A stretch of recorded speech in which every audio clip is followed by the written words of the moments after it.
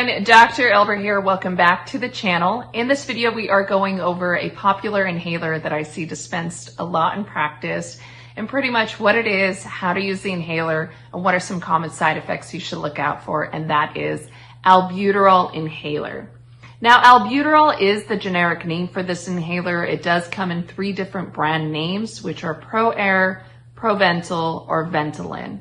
Now, it doesn't matter whether you receive one of the 3 brands or the generic form albuterol. They all work the same, just depending on whichever one your insurance covers. Will you receive one of the 3 brands as mentioned or the generic form albuterol?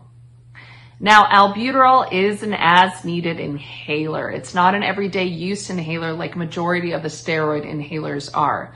So for those of you that are on a steroid inhaler as well as albuterol, make sure to use your steroid inhaler on an everyday basis and keep your albuterol handy just in case you need that extra help in breathing on top of your steroid inhaler.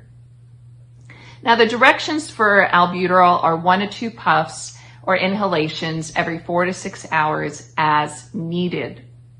Now, when you do pick up your inhaler from the pharmacy, you're going to prime the inhaler. And that's about 3 to 4 sprays away from the face. And again, you're going to prime the inhaler if the inhaler hasn't been used for more than 2 weeks. Now, priming is a technique that allows you to see that the inhaler is working properly. So you'll see about 3 to 4 sprays coming out of the inhaler. It gives you the assurance that the inhaler works correctly. So what you're going to do is you're going to shake the inhaler just as I did and spray 3 to 4 sprays away from the face. So 1, 2, 3, 4.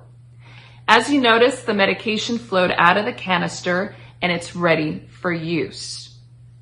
Now, albuterol is a pregnancy category C, and what that means is that there isn't enough evidence for the safety of this inhaler used in pregnant women.